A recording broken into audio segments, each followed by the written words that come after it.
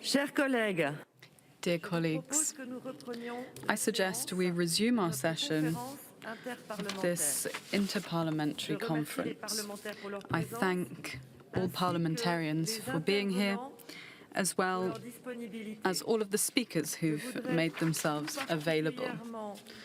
And I would like, on behalf of all of us, to express our gratitude to Madame Svetlana Shitayovika, who's here today to provide her account. I will now give the floor to Madame Tsikhanouskaya, who has proclaimed herself President of the Belarus government in exile. Madame Tikhanovskaya, you have the floor for 10 minutes.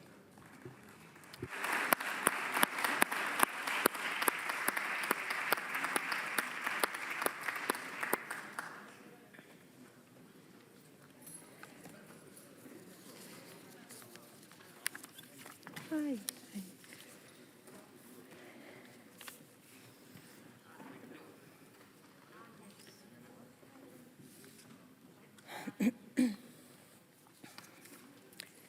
My dear friends, dear members of parliament, first of all, I would like to thank President Larcher and the French presidency for their invitation to speak here.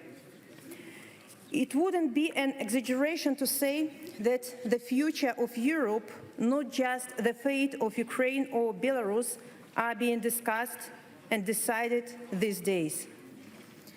Yesterday, the Russian Federation and the regime of Alexander Lukashenko launched a full-scale assault against Ukraine. But in fact, it was an assault on the entire Europe. We are witnessing the biggest military conflict on the continent since World War II. As we speak, Russian forces are mounting an attack on Kyiv.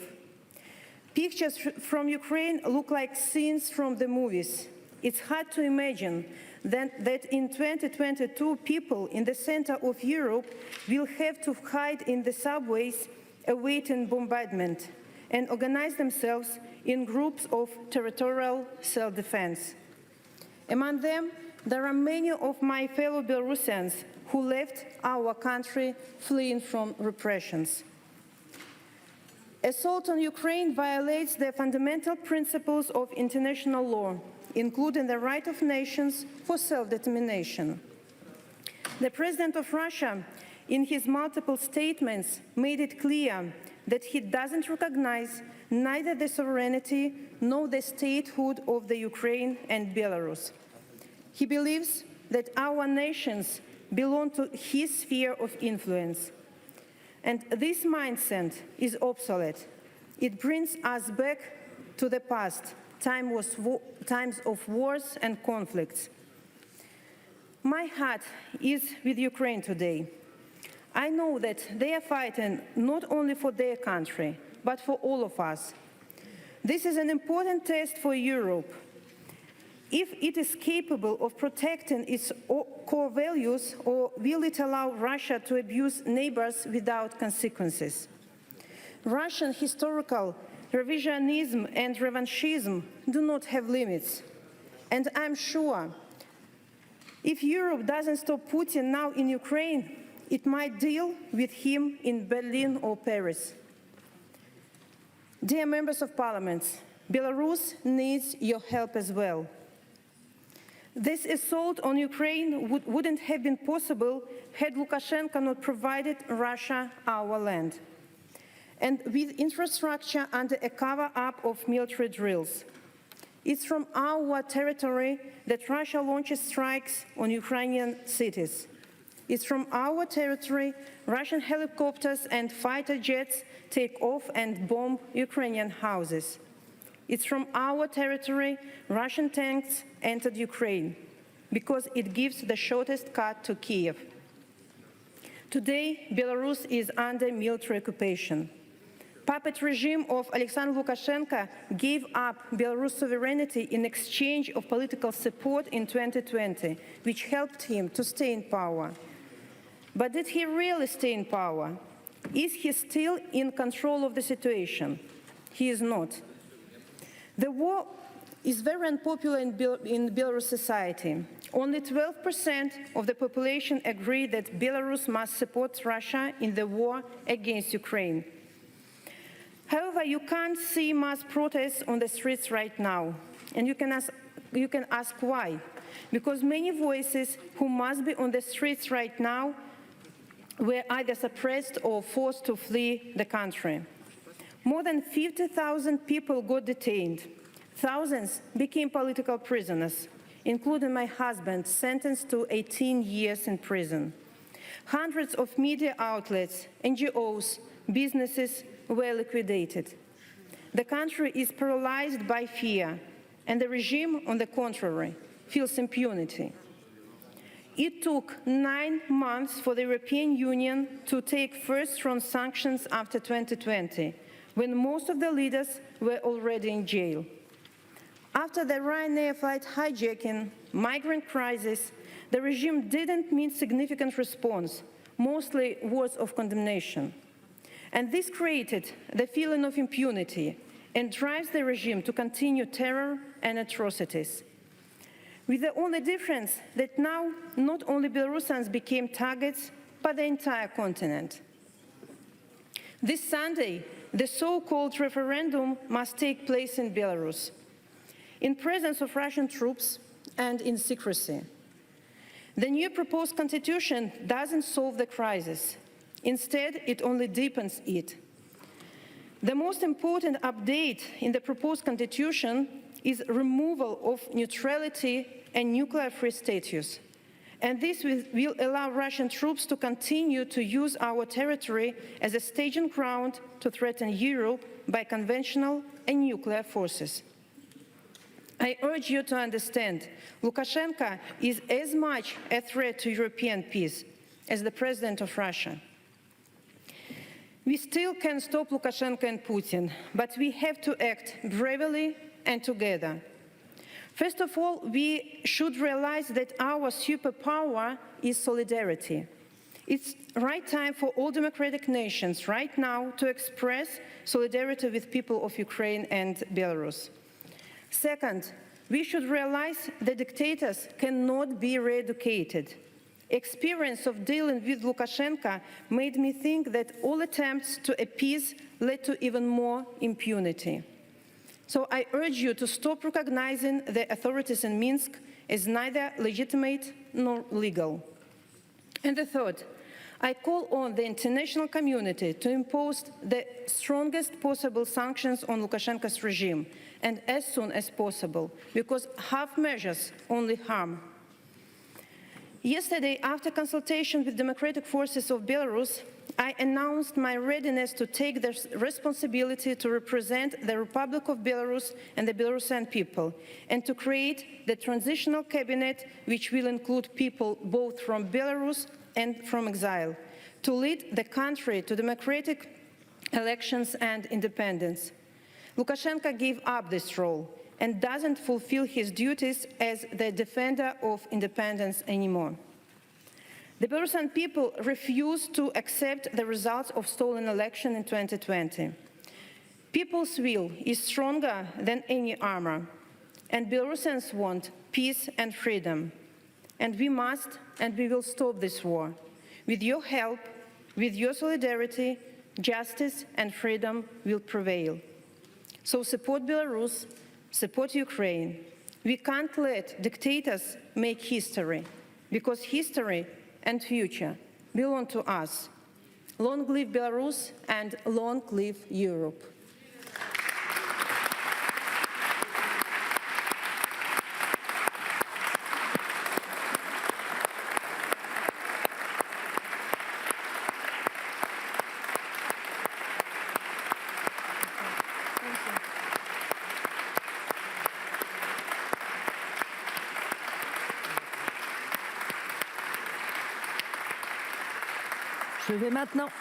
Je vais maintenant donner la parole I au will now président give the Chambon. floor to President Chambon.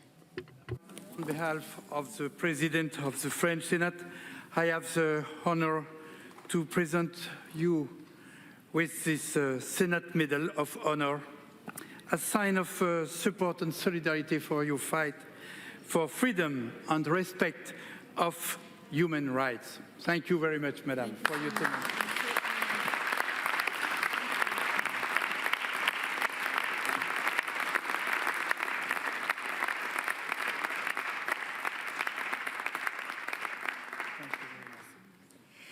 Merci, Madame Tsikhanouskaya. Thank you very much, Madame Tsikhanouskaya. I'll now give the floor to François Delattre, Secretary General of the French Ministry of Foreign Relations.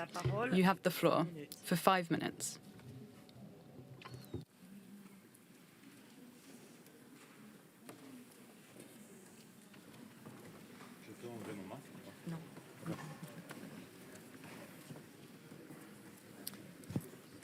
Madame la Présidente de la Sous-Commission Sécurité et Madam Défense du Chair Parlement of the européen, European Parliament Subcommittee on Mesdames et Security and Messieurs les Defence, Présidents, ladies and gentlemen, Mesdames et Messieurs les chairs, sénateurs, Mesdames et senators, Messieurs les députés, Mesdames et Messieurs elected les membres du representatives, Parlement européen, members of the European Mesdames et Parliament, Messieurs les élus, chère Madame Tsikhanouskaya, MPs, Madame Tsikhanouskaya, nous ont tant marqué.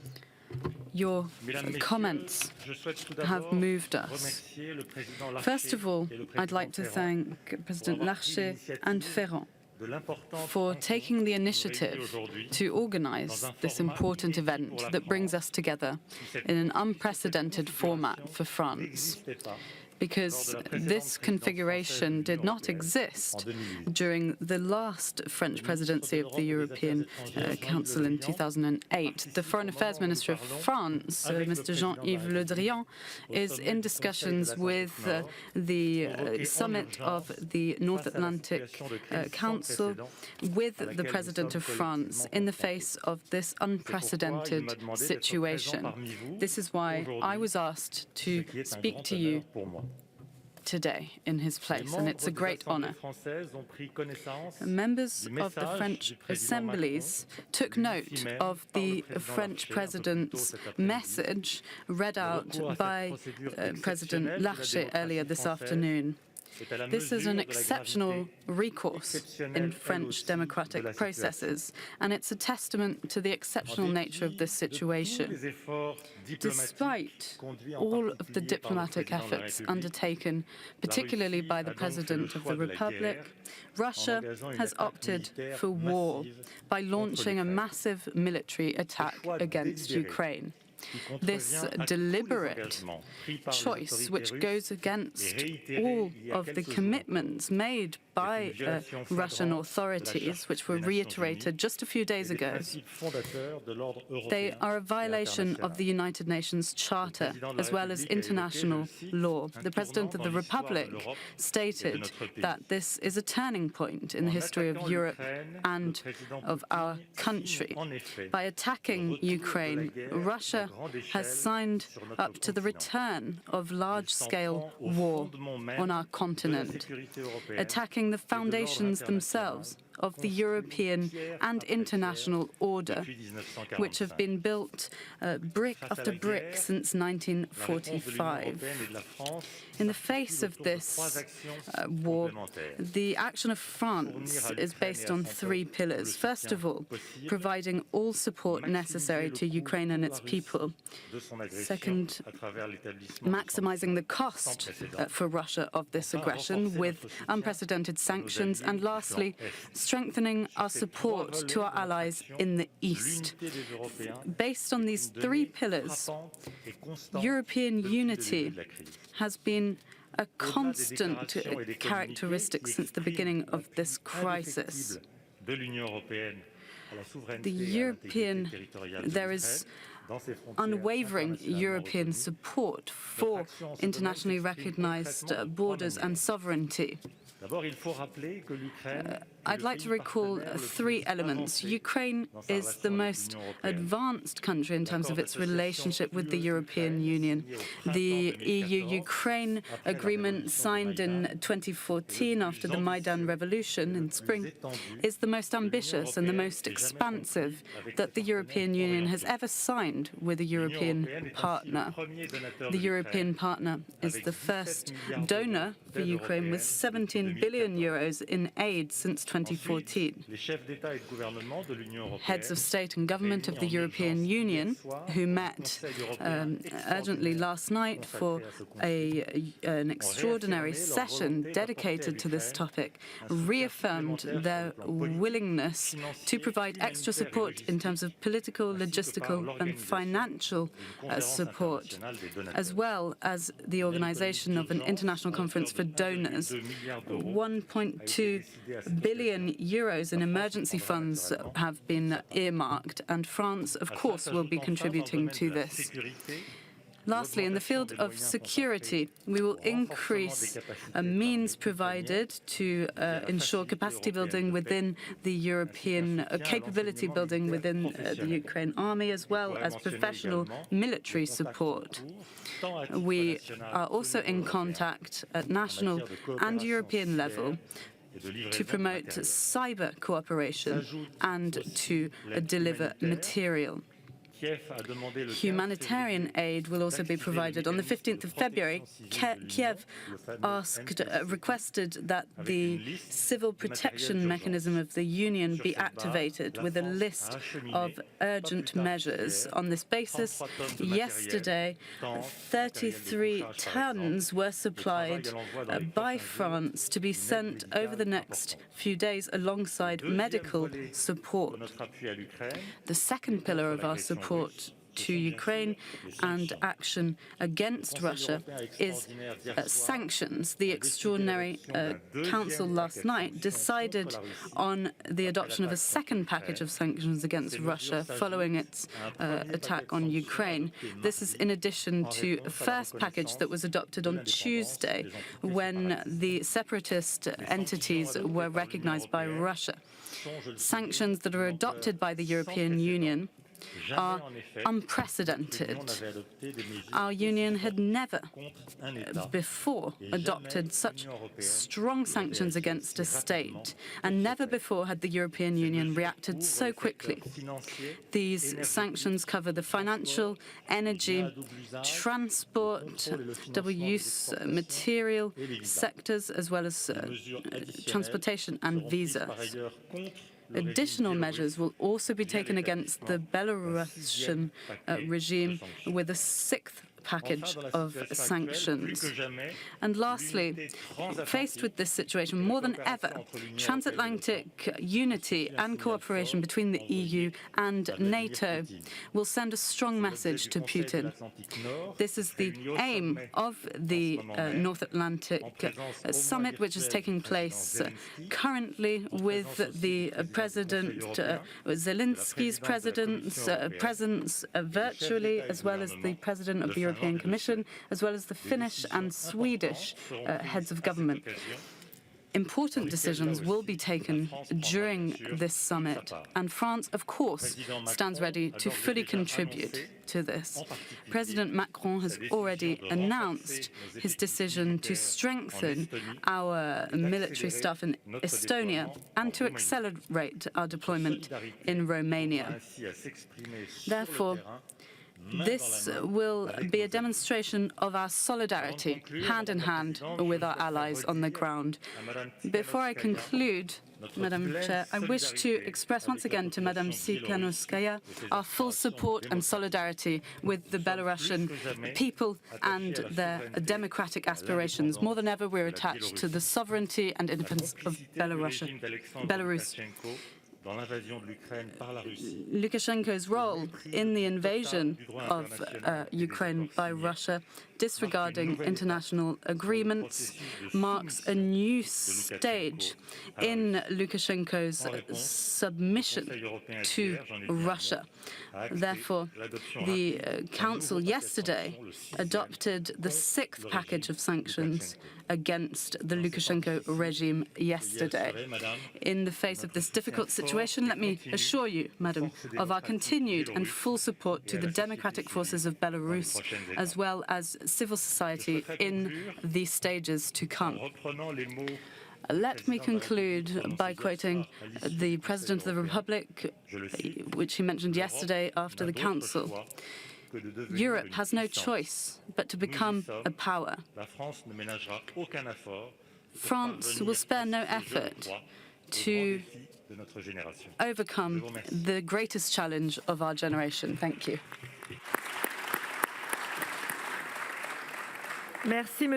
Thank you, Secretary General. Now I hand the floor to Madame Laure Delcourt, lecturer at the Sorbonne Nouvelle University.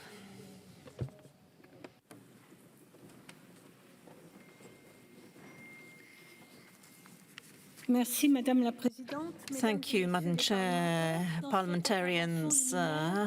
In this introductory speech, I'd like to take an extra chronological perspective, and I'd like to look at the European perspective before this attack since 2014. I'd also like to look at the lessons that we can draw from the current times and current situation. For 8 years now, the approach of the European Union in terms of territorial integrity of Ukraine has been closely associated with three pillars. First of all, a redefinition of its relationship with Russia after the annexation of Crimea and destabilization of Donbass in 2014. It was after these actions that Russia, who before was a strategic partner of the European Union, has now become a strategic challenge, as the strategy for 2016 shows. So the European Union has reviewed its relationship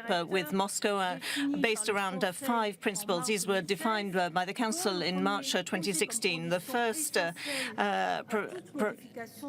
asked for one condition to be the acceptation and implementation of the agreements of Minsk. The second pillar of this European approach was a massive support to the reconstruction of the Ukrainian state and its institutions.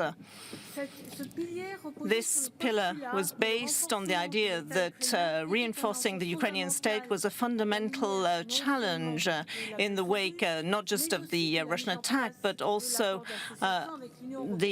in terms of the association agreement with the EU, which requires considerable reforms. The aim pursued by the European Union is to reinforce the resilience of Ukraine and its capacity to weather storms and also undertake reforms for democratic government and stability.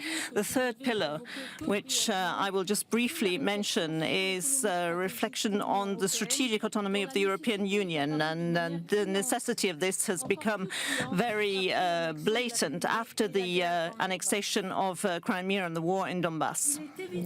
It is quite clear that the current invasion of Ukraine confirms the relevance of these three pillars, and it also makes it necessary to review these. So what about the tools that have been implemented by the European Union, and what can we draw in terms of lessons from that?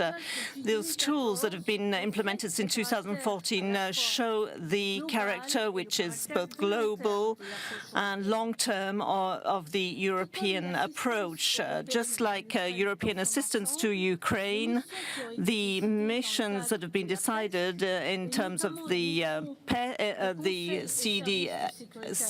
CSDP and also for internal security of the country requires that Ukraine reforms its institutions, particularly the security institutions. In terms of the sanctions that were implemented in 2014 against Russia, they had two objectives. The first was to affirm the position of the European Union on the issue of territorial integrity of Ukraine and our relationship with Moscow. For the European Union, this is a complex relationship, given the different experiences of the member states with that country. From 2014, the member states agreed on a clear position which firmly condemned the actions of Russia, and for 8 years the coherence of the European Union has been constant in terms of applying these sanctions. In that respect, the sanctions have indeed achieved their aim, but sanctions have a above all, been used to be dissuasive. And from this point of view, this has not been achieved. It has not allowed us to change the behavior of the Russian authorities. So whether sanctions that were decided on Tuesday and yesterday, will that allow us to change the situation? It is quite likely that the coherence of the European Union will continue to exist, and this will be strengthened or beefed up due to the brutality of the Russian state. But I believe that these sanctions are too weak so that in order to have a dissuasive effect on the Russian authorities. I'd like to conclude by mentioning the long-term character of the European approach, which, despite its clear limits in the military sense, in the short term, have the possibility to be a true alternative to what is being imposed by Russia on Ukraine. And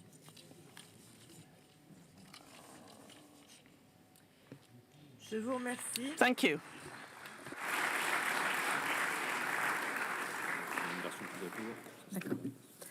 Now I'm going to hand the floor to the members of the different delegations. I will ask them to keep to their allotted time of 1 minute so that each of them can speak. Now I'm going to start with Andres Černigoš from the National Assembly of Slovenia. Dear colleagues, history teaches us that the night is the darkest just before dawn. The world and also European Union threatens Russia and accept paper sanctions. That is not enough. Our response must be swift and ambiguous. First, the European Union and NATO must immediately strengthen its forces in the neighboring countries and close airspace above Ukraine. Second, the Security Council and General Assembly should send UN troops, blue helmets, near Ukraine border to help refugees. Third and last, European Union must set up a military group format ready to help in the event that Russians overtake the country capital, Kiev. Buying peace will not stop the war. We saw it in the past. Do you remember Chamberlain? Action. I'm Christian Democrat, and for me, every life is precious. However, what had happened in the Western Balkans, we all know. I hope we were taught a lesson. Slovenian did.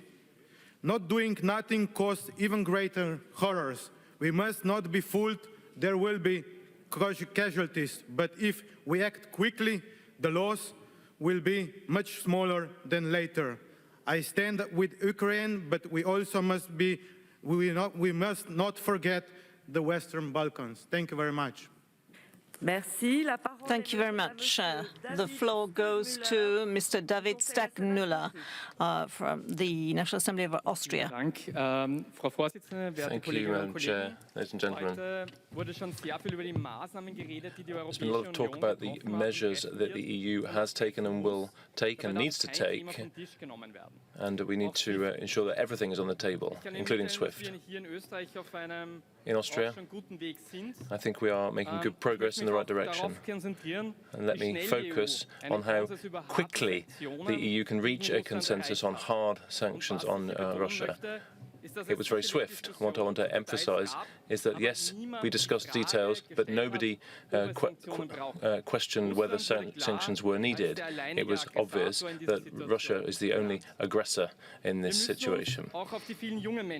We need to think about the young people of Ukraine. This is a generation who have grown up with hopes about their lives in a post-Cold War world and feeling free to speak their minds without fearing dangerous or violent consequences.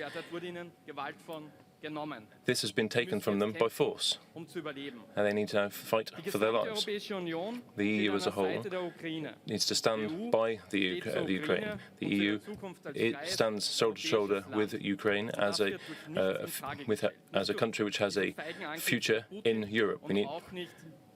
None of that should intimidate us, not Putin's attack, not anything else. The EU has to stand shoulder to shoulder with the Ukrainian population because we have a common future. Thank you.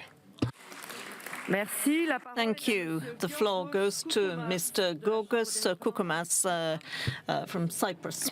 In Greek. Mrs. Chairperson, the invasion of Russia into Ukraine is condemnable as a violent and brutal violation of international law and sovereignty, bringing back the terror of warfare in Europe, so many years after the warfare and bloodshed of Yugoslavia. So our thought today goes, first of all, to the civilians and the people of Ukraine that has been facing the unrooting and exile, about what the European Union should be doing in terms of foreign policy and security. We believe we should be enhancing credibility of the EU. Whatever has been said in this room today about Putin are also valid for the other elephant in the room, which is Erdogan from Turkey. When Europe, nevertheless, not only fails to react whenever Erdogan is violating international law in Eastern Mediterranean, but also continues regularly to trade weapons and business with Erdogan, this is not just about the countries that are facing this animosity, that are facing it. All of Europe is facing the problem of reliability of two measures and two different ways of seeing the world. We should also be stressing the fact that whatever has been debated today ultimately should be aiming, however difficult this may mean, to have a return to dialogue, diplomacy, demilitarization, and a peaceful settlement of issues based on international law, reinforcement of all security systems, peace and welfare for all.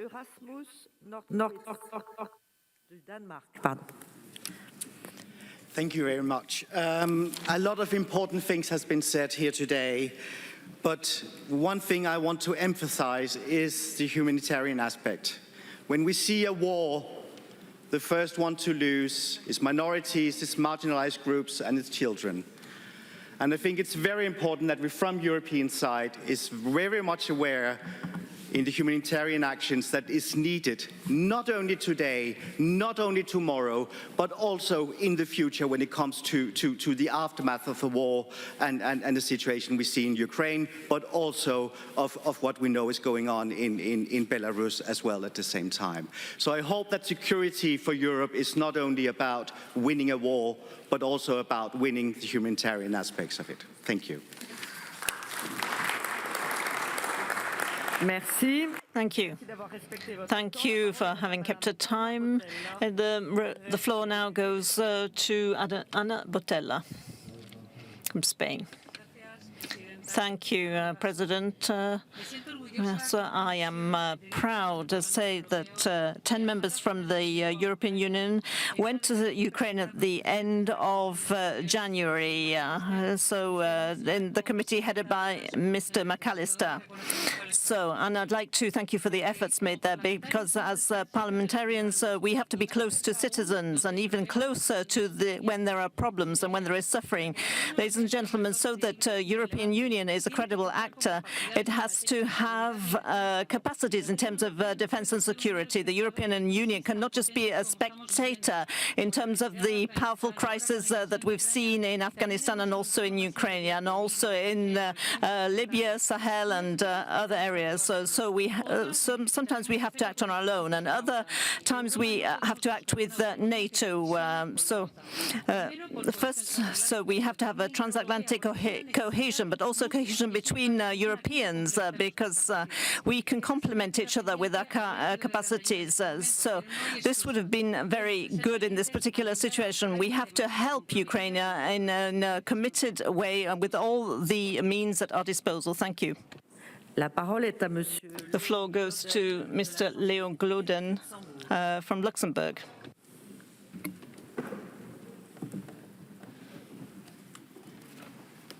Madame la Présidente, Madam President, dear colleagues, Russia has left the path of democracy, and Luxembourg firmly condemns this aggression by Russia. And I'd like to reiterate the support of Luxembourg for the people of Ukraine. Apart from the sanctions that were decided by the European Union must have the means and the structures in order to implement a European army. It is time to act rather than react. Thank you. Merci. Thank you. The floor goes to Ana Miguel Santos from Portugal.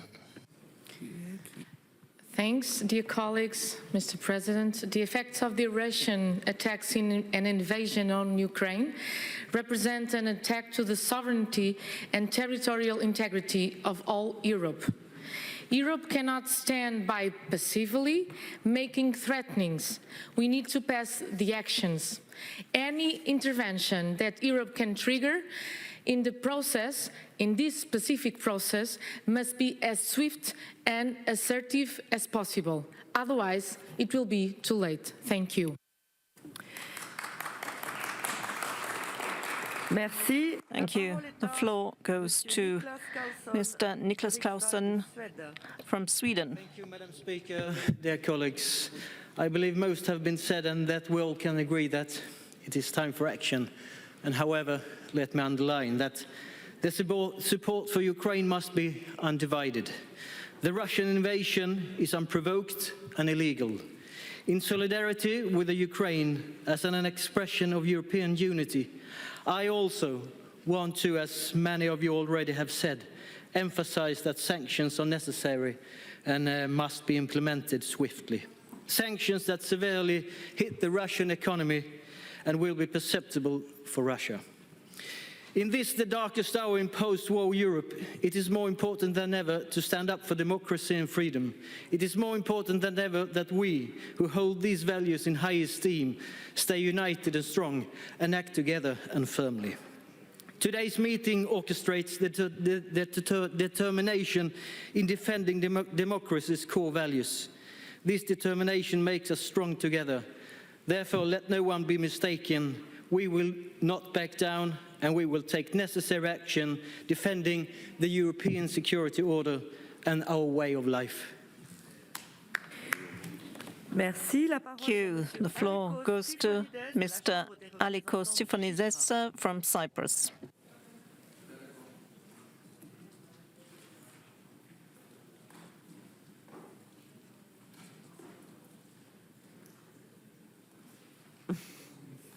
Well, il n'était pas très préparé.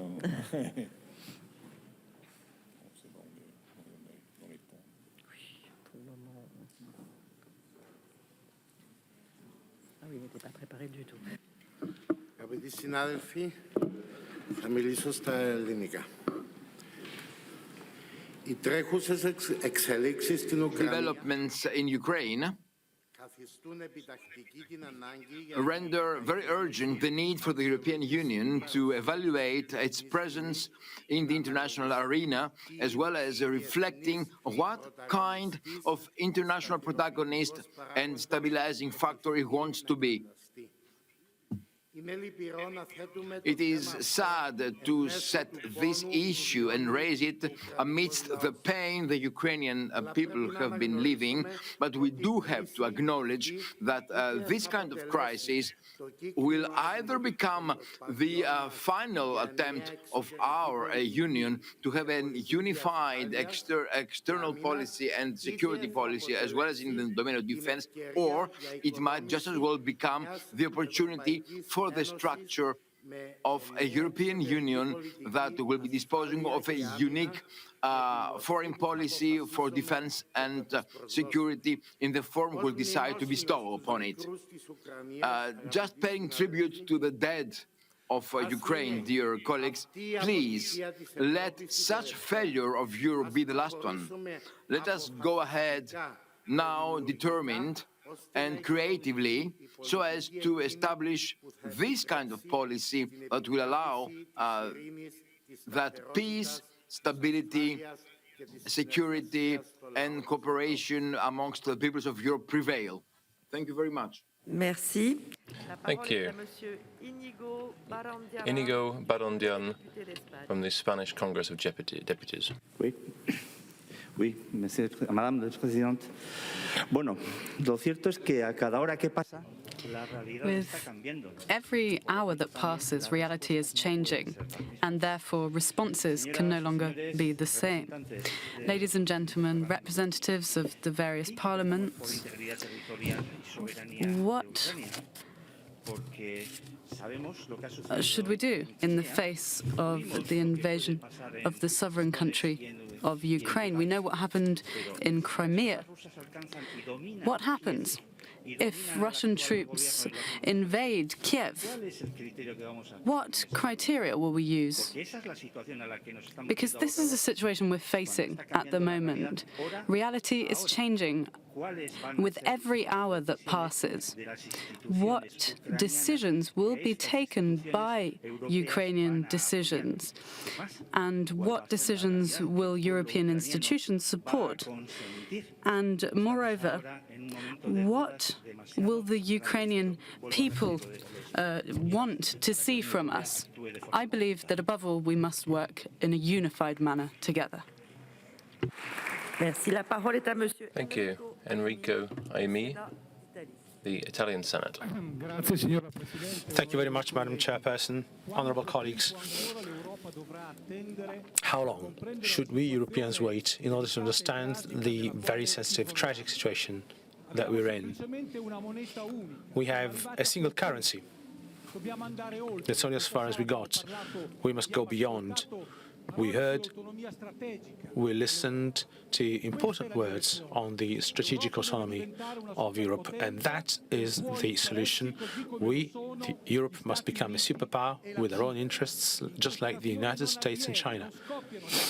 In those countries, there are no wars because they're armed, because they have a sense of reality, because they have deep roots, because they remember where they come from. And we should not forget our Judeo-Christian, Greco-Roman origins and roots, and we should never forget the principles of peace and liberty that are at the basis of our principles. In order to do this, we need military autonomy, we need autonomy in raw material, in energy resources, and if we do that, then we will build Europe as a global superpower, and that will be an important success. And we shall become a continent that doesn't refrain from facing what is now unfolding as a European civil war. So let us hurry up to do what we have to do. La parole est à Madame Beatriz Gomes Dias de l'Assemblée de la République du Portugal. Thank you very much. Good afternoon, dear colleagues. I want to talk about an aspect that I think is very important in this conflict. We reject all this imperialist conflict and the invasion of Ukraine, but we must remember all the people that lives in Ukraine that has their houses and their countries being invaded, their houses are being bombed and are being destroyed. So we need, as a group, to have measures that can protect all the people that are fighting for their lives and they are running from their country, the place they live because of the war. So we need to have measures that protect refugees in Europe, refugees that come from Ukraine, and protect human rights that are in danger in this situation. So we must also think about all the things that we need to do for the people that live in Ukraine to have a better, lighter experience, to protect them from this hard experience they are having. Thank you. Merci. La parole est Thank à you. Monsieur Gerard Croswell. Gerard Croswell from the Irish Senate.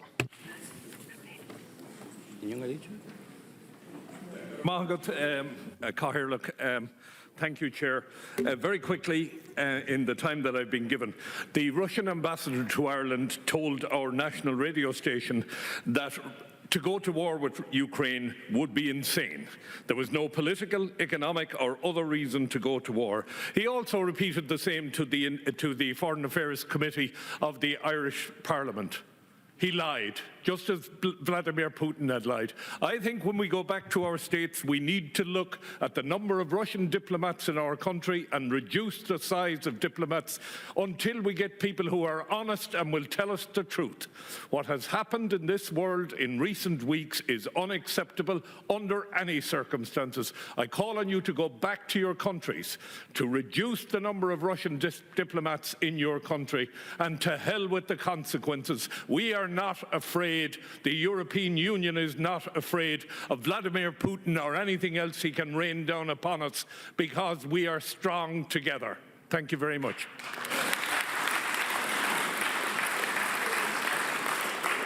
Merci. La parole Thank you very much. Juan Antonio Delgado from the Spanish Congress of Deputies. Thank you, Chair, dear colleagues, European representatives, and particularly representatives from Ukraine, friends, colleagues. From Madrid to Kiev, there are over 3,000 kilometers, and yet, despite this distance, we feel very close and very united, so close, in fact, that we wish to send you a warm embrace from Spain to our brothers and sisters in Ukraine, and we wish to affirm that we will not leave you alone. We stand with you. But words are not enough. Now we need to act. In addition to resoundingly condemning the invasion of Russia, in addition to economic sanctions, and in addition to the statement that we have adopted by consensus, Europe must learn from this and must reflect. It must be the protagonist of its future and its present, and we haven't done enough in this regard. But in addition, the UN must play an important role. We must not do away with diplomacy. And lastly, this is very important, Europe must establish humanitarian corridors, but we mustn't do what we did in Syria, where many humanitarian channels were not used. We must defend human rights and peace in a strong and resounding manner. Thank you. Merci. Je vais passer la parole Thank you. Akif Chagati Ikilic from the Turkish National Assembly. If Mr. Andres Lovados from the Greek Parliament, who's waiting to take the floor by video message, to get ready for your statement. Mr. Kilic first. Thank you very much. We are talking about the situation in the Ukraine, and since this morning, we firmly stand by the people of Ukraine, and the loss of life is something that we cannot take in, and we are trying to prevent. But it is pivotal to remember what happened in the past. There have been some words uttered in this hemicycle, but I came here to Paris yesterday from Bosnia-Herzegovina, from Sarajevo. So we have to remember what happened in the past. And with the words of Alija Izetbegovic, when everything is over, you will not remember the words of your enemies, but the silence of your friends. So in these wise words, we have to make a clear stand against aggression in all Europe. And Europe is not only defined by one belief or one culture. And to my Cypriot Greek friend who continues to mention the issue between Turkey and the island of Cyprus, where we're talking about Ukraine, I think it would be wise to check out how many Russian financial banks are still operating in your part of the island. Thank you. Right, we're now going to try to connect to Andres Lovados from Greece by video message. Mr. Lovados.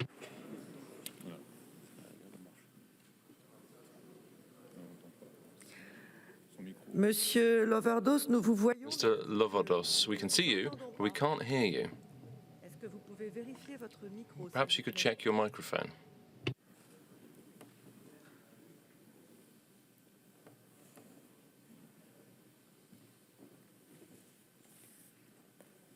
Non, malheureusement, nous n'avons que l'image. Alas, we only have the image. All we can do is we can only see you but not hear you. Let's move on to the next speaker and come back to Mr. Lovados afterwards. We've been having technical problems with video messages since this morning, unfortunately. Next, Ozgur Selor from the Turkish National Assembly is the next speaker. The floor is yours. Sayın Başkan, değerli parlamenterler, hepinizi saygıyla selamlıyorum. Colleagues, respectful greetings, fellow parliamentarians. The world cannot remain silent in the face of this invasion of Ukraine by Russia.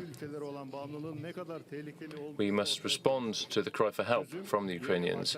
We know that oil and gas dependency represent a threat, but we also need to look at renewable energies as the solution, which can be a useful source of support for the future of the world.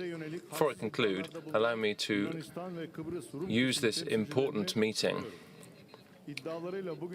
to condemn the statements made by the Cypriot parliamentarians There is the parallel between the island of Cyprus and what's happening in Ukraine is completely cannot be compared with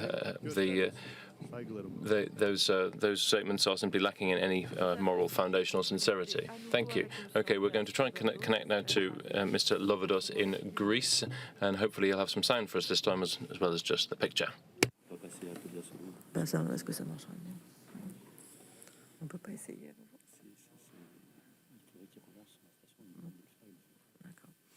On me dit que ça ne marche pas pour le moment. I'm being told that it's not working, so we'll try and connect with Thomas Elwood, from the House of Commons in the UK, also by video message, and hopefully this time it will be a bit more successful.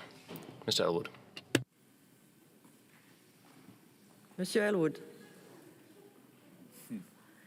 Eh bien, définitivement, well,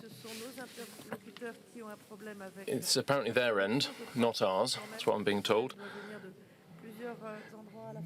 Probably it's several ends at once. In any case, we can see, all of you can see Mr. Elwood, I just can't hear you. I can't get my picture to work for some reason. I don't know why. Can I continue just with voice? Please continue. Please continue, Mr. Elwood. Hello. We hear you. Well, we used to hear you. Can you hear me now? Yeah. Loud and clear. I'm afraid I can't get the picture to work. Nous vous entendons. We can hear you. Please continue. Yes, please speak. Yes, well, firstly, thank you and apologies for the technical challenges. That is the way of the modern world. But I am grateful for the opportunity to listen and to share a few words in solidarity with our European friends. This is a turning point in European history that we are seeing. And it is a moment for us to ask ourselves what we intend to do as events unfold in Ukraine. As we speak, I see on the television that Russian troops are entering the capital of Kiev. And who would ever have thought in today's day and age, in the 21st century, that we would see that? And we are seeing a familiar playbook roll out.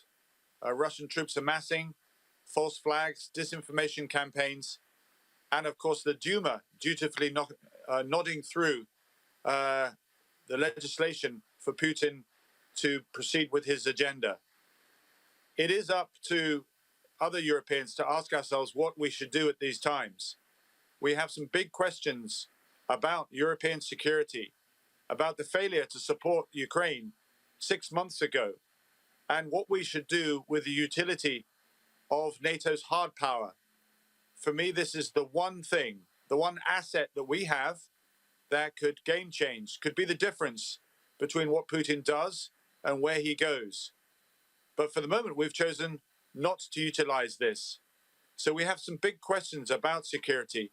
Diplomacy has not worked. We had no carrot and we had no stick. Sanctions, I'm afraid, will also not affect the direction of travel. So we are left with one final option, and that is the utility of our hard power. Now, there is a spectrum of support that we can provide. from weapons and assistance and so forth to the Ukrainian people, to also maybe the consideration of a no-fly zone over Kiev and the West. But this is Ukraine's hour of need. They have put their hand up for the help. And at the moment, we are following events. We are unable to shape them.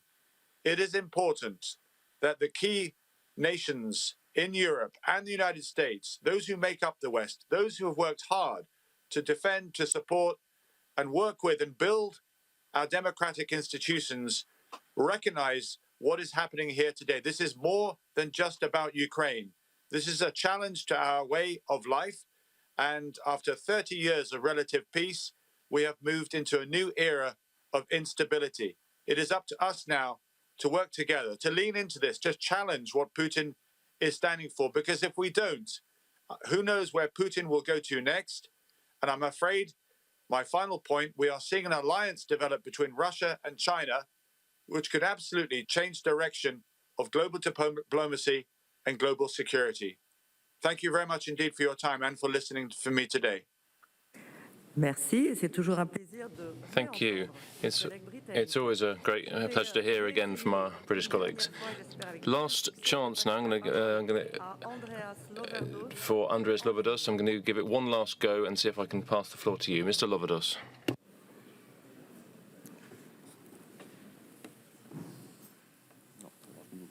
Non, la connexion malheureusement ne passe pas. Unfortunately, that doesn't seem to be working. Well, that brings us to the end of the list of parliamentarians and members who wanted to take the floor, in which case I'm going to give the floor back now to our guest speakers to respond to some of the statements they've heard. I think I'll start with you, Ms. Tsikhanouskaya.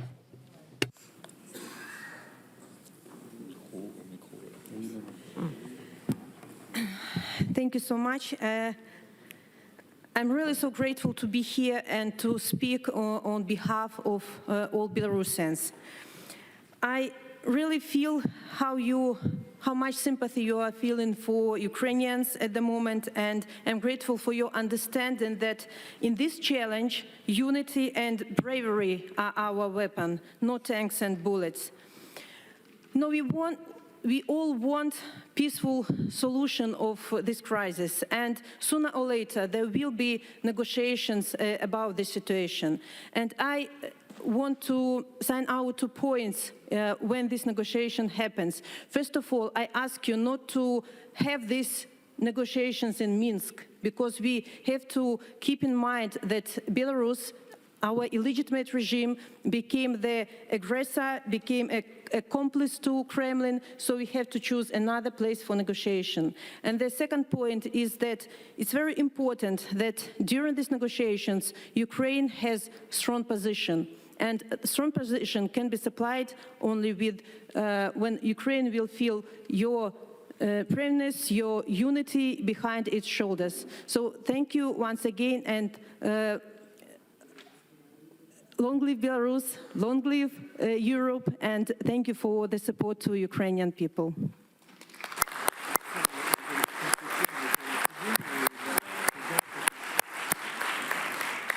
Merci, Madame. Thank you very much, Madame Tsikhanouskaya. I now give the floor to Mr. François Delattre.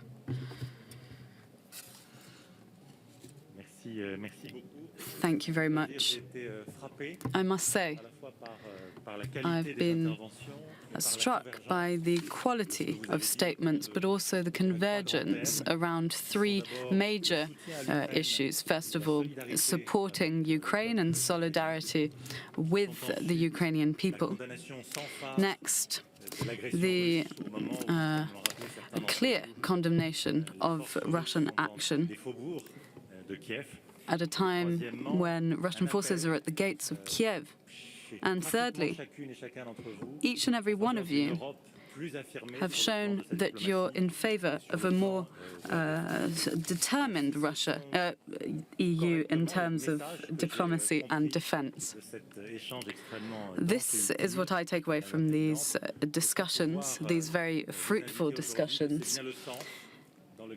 And this is the direction in which French diplomacy will be working today under the leadership of the President of the Republic. We are working to mobilize our European partners,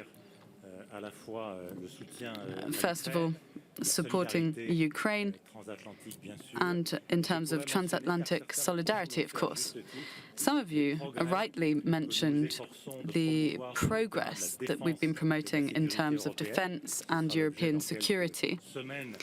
This will be the topic of the strategic compass, which should be adopted at the end of March during the Council of the European Union. Some of you may remember that the Italian representative mentioned EU energy autonomy. And I believe that this is one of the major challenges that Europe is facing. This is something that we will not be able to address overnight, but it's something that we need to introduce gradually.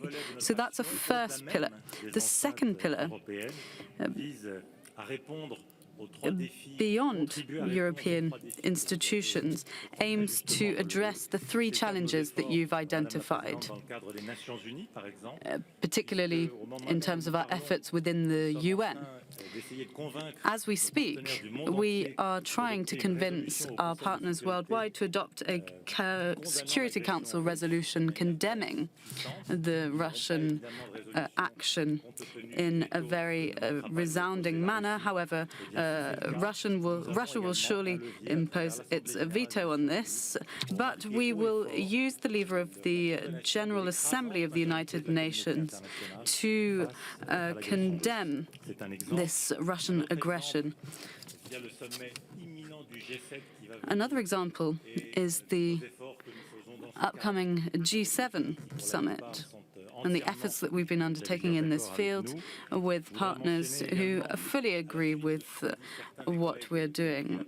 Now, I'd also like to mention, in alignment with what's been mentioned by several other colleagues, we must be vigilant regarding some countries, Bosnia, Moldova, Georgia, and others. We must be attentive. Mali as well.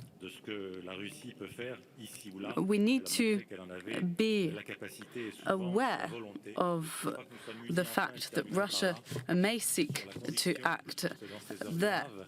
Now, we are at a time in which Russian forces are approaching Kiev, and I believe our European unity is our best weapon. Words are good, but action is even better. Thank you. Thank you very much, Secretary General. I give the floor to Madame Delcourt. Thank you, Madame Chair. I'd now like to present the three takeaways I have identified within these interventions. There seems to be a heightened awareness, first of all, that this event is a historical turning point which will shape the future of Europe for the next 30 or 40 years, as well as the world. It's a historical turning point, but there's also an emotional, humanitarian aspect to this conflict. Second point that I wanted to highlight, and that was also mentioned by Mr. Delat, are the challenges for the European Union. This conflict is a challenge to achieving European construction in several fields, defense, energy, and migration, for example. The challenges for the European Union, or the challenge, is to become autonomous on the international stage. So this is a key moment for Europe, and it's perhaps a turning point. The last point, of course, is Russia. What are Russia's intentions in Ukraine? Does it wish to annihilate Ukraine or does it wish to occupy it? As Mr. Delattre mentioned, we need to be vigilant in other areas of the post-Soviet space, Moldova and Georgia, for example, but not only them, also Armenia and Azerbaijan after the Karabakh conflict, and also Kazakhstan after the protests that took place at the beginning of the year.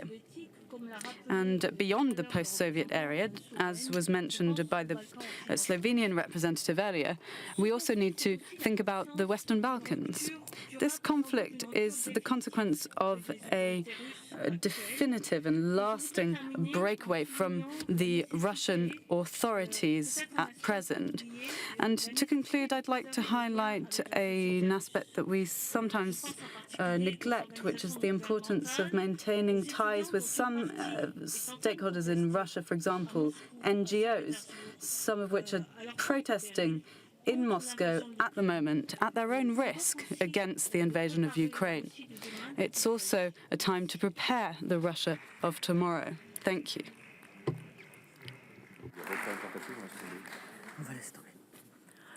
Merci beaucoup. Thank you very much to all of our speakers. We'll now move to the closing session of today's conference. Mr.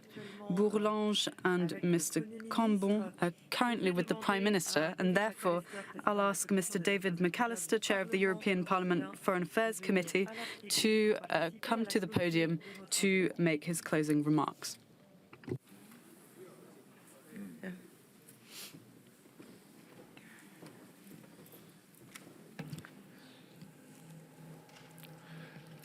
Thank you, dear Nathalie Loiseau, for giving me the floor. I would first of all like to warmly thank our French colleagues, partners and friends for hosting this IPC.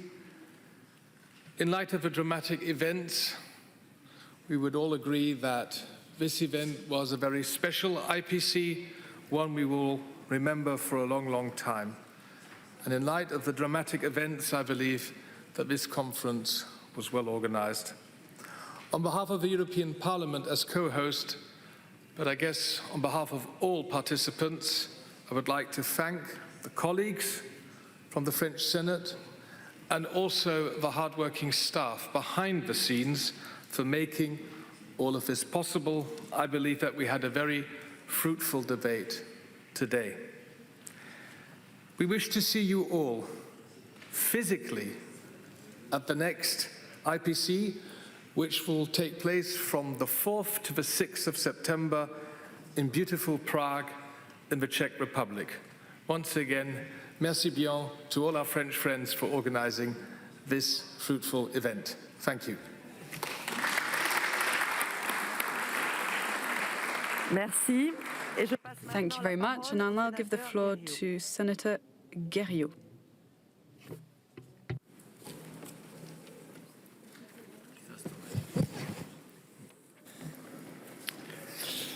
Madame la Présidente, Madam Chair, it's an honor to speak on behalf of President Chair Cambon and Bourlange, who are currently with the Prime Minister. They are preparing discussions that will be held at the Parliament, in the Senate and the National Assembly on Tuesday on the Ukraine issue. Dear colleagues, parliamentarians of Europe, I wish to highlight how pleasant it's been to meet you in person, because it's been 2 years since we were able to meet in person due to COVID-19. So I'm glad that we were able to meet in person today. However, there's a major challenge ahead of us, a challenge of totalitarianism in Ukraine. Mr. Cambon wished to mention that he had contact with some parliamentarians in Ukraine. Our colleagues in the Ukraine Parliament were yesterday in Kiev, and they were preparing to fight. They know that they are on the famous Russian list, And they are facing this situation with a great deal of courage, a situation which they may not escape from. They're requesting equipment and financial support and the removal of Russia from the SWIFT system. They regret that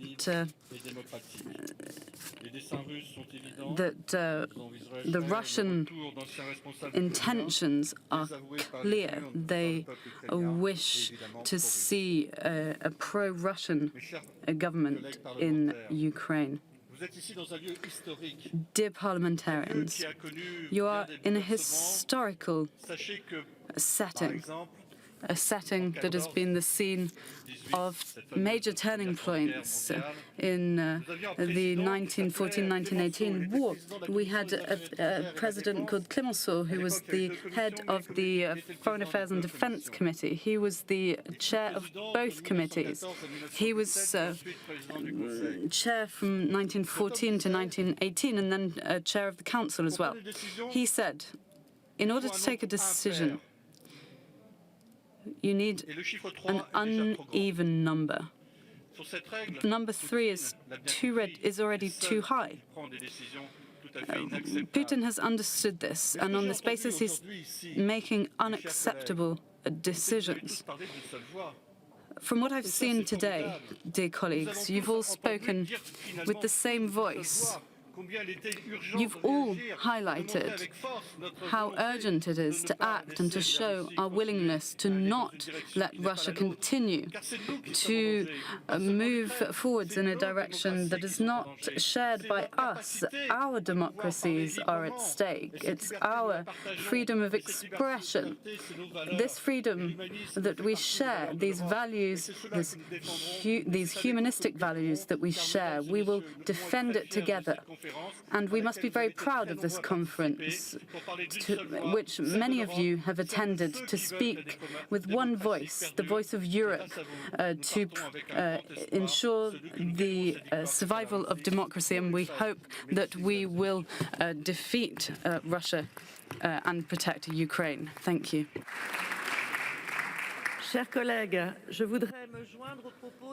Dear colleagues, I fully align with what was mentioned by Mr. McAllister, and I'd like to thank the French Senate for welcoming us for this interparliamentary conference. I'd like to thank all of those who worked to organize and to readjust this conference based on developments. I thank you all for coming here today. As Senator Guerriot mentioned, there has been a lot of unity and solidarity in this chamber. Solidarity with Ukraine. We hope to see Europe rise up to the challenge and to take and implement meaningful sanctions. And we hope that Europe speaks the language of strength to uphold democratic values and to work on its common defense. There is a lot of work to do, and this will be a challenge for national parliaments as well as the European Parliament to contribute to these efforts. At the European Parliament, we'll be meeting at an extraordinary plenary session next Tuesday, which will be focused on Ukraine. I thank you very much for your attention. This brings this conference to a close.